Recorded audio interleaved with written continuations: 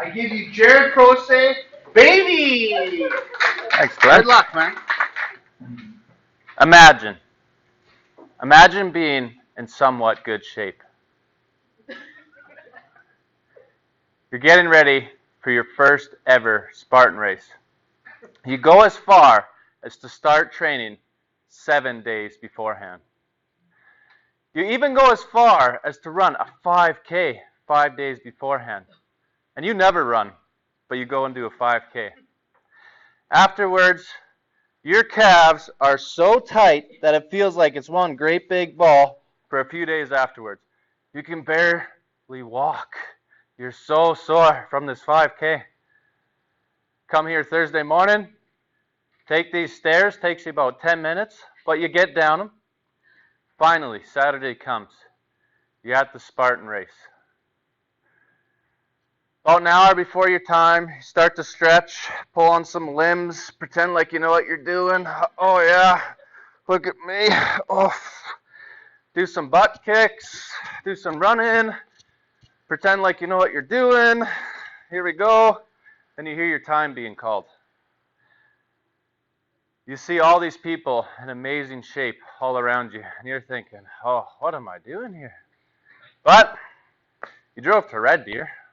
Might as well try. So you get in line, standing there, and you hear, Spartans, jump that wall. Everybody gets up, starts jumping. People are struggling, and you're really thinking, as you're walking, watching people get over this wall, I'm so out of my league. But you come up to the wall. It's only about 4 feet. Kind of jump, get over. That wasn't that bad. You start to run. And as you're going, you're hearing people panting, kind of gets you in the moment. You're hearing hundreds of people, feet stomping. It's pretty cool to be there. Nobody's passed you yet. You're passing people. Maybe this isn't so bad. Kind of getting a little confidence. Come up to the second obstacle, 6-foot wall. People are struggling even more. Kind of start to doubt yourself again. Your brain's playing with you. But you come up to the 6-foot wall, kind of get over it. Oh, that wasn't so bad. You're running. Still nobody's passed you. You're passing people. Maybe this isn't so bad. Then you start to think, maybe it was the keto I was doing. Maybe it was the intermittent fasting. Or maybe it's the 20 pounds I lost that I can get over these obstacles. Still running, still doing pretty good. Come up to the 8-foot wall. You're by yourself because nobody wanted to come with you. You're seeing everybody else. They got partners. They're in teams, all helping each other, pushing each other over. But you're by yourself. How are you going to get over this wall? 8 feet? It's pretty tall. Well, from this far, might as well try. Take a couple steps back. You run. You jump. You manage to grab on. And then you kind of pull yourself up. You get over. You come down. And you keep going.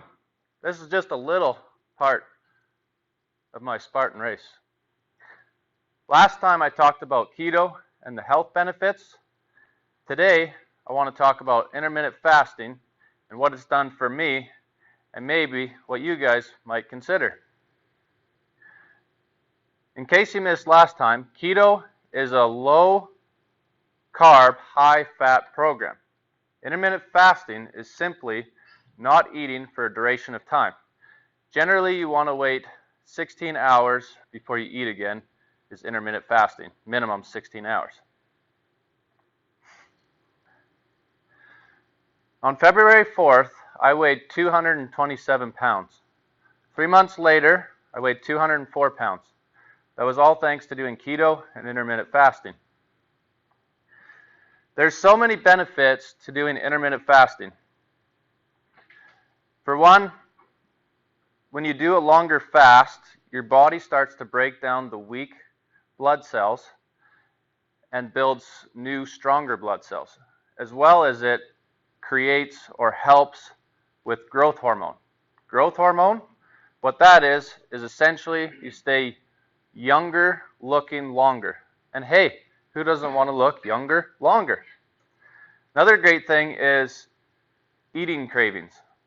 Generally, most of us eat 6-8 times a day. Well, when you have to go 16 hours, it really gets you to not think about food as much.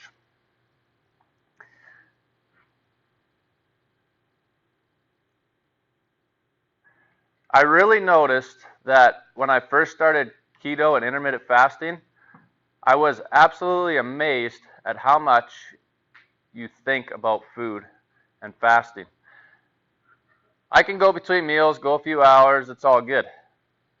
Now I tell myself I'm going to stop eating at 6 and I'm not going to eat the next day till at least 2.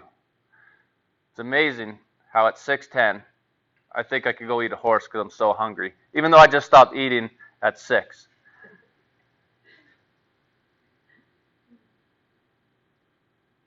Because you're on doing keto and intermittent fasting at the same time, they pair very well together. When you're on keto, it starts to get your body to burn fats rather than sugars, and then when you're doing intermittent fasting, then your body can run off the fats rather than sugars. It makes it that much easier to do your fast. Not that it's easy. Now, how to start keto intermittent fasting? First, don't jump into intermittent fasting. Start with keto, do it for at least 4 weeks. Get your body used to it. Instead of doing the 6-8 times a day of eating, try to do 3 times. Have 3 meals. Have breakfast, lunch, supper. That'll put your body into ketosis or start to help. It'll make it easier to go between meals. Once that seems to get easy, usually 4 to 6 weeks, then you can think about intermittent fasting. Try for 16 hours. 16 hours, that's a long time not to eat. But 8 of those hours can be sleeping. A lot of people start at 6 p.m. and they'll wait till noon, 2, 4 in that area. So a lot of that time can be sleeping, which really helps. Once you're doing 16 hours, it feels pretty good. You don't feel like you're dying anymore, starvation. Then you can start to increase. You can go to 20 to 24 hours. With intermittent fasting, the health benefits really kick in at hour 16. So if you can make it to hour 20, hour 24, you'll really get the health benefits. Lately, I've been doing 2 to 3 times a week, 24-hour fasts, and I've really been noticing the benefits. Something to keep in mind when you're doing intermittent fasting, though, is you think you're going to do 16 hours, 18 hours, that's great. But have a backup plan. There'll be days where you do 20 hours, no problem. The next day or the next time you try to do an intermittent fast, you get up, you're doing it, you're hour 14, starting to get dizzy, lightheaded, weak. It's your body telling you you need energy, you need fuel. It's time to eat. Make sure you have your backup plan. Have keto-friendly food, good fats. If you don't, you're out and about. Instead of having that cheeseburger because you're crashing, then you can go ahead and have your keto food. You don't want to crash hard on a cheeseburger.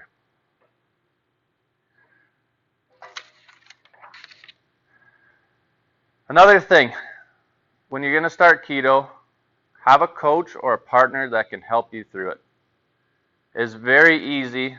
Keto is not easy. Intermittent fasting is not easy at all. And it is easy to fall off the wagon. For myself, I've been doing it for over 5 months, and I still keep falling off the bandwagon. In conclusion, the keto plan, intermittent fasting, have great health benefits. It helps rebuild good cells, gives energy to your body, allows your body to run off fats rather than sugar, and helps you with food cravings to get over that. Going forward, my next goal is to get a coach, and when I hear, "Spartans, jump that wall!" I'll be in better shape and beat my time.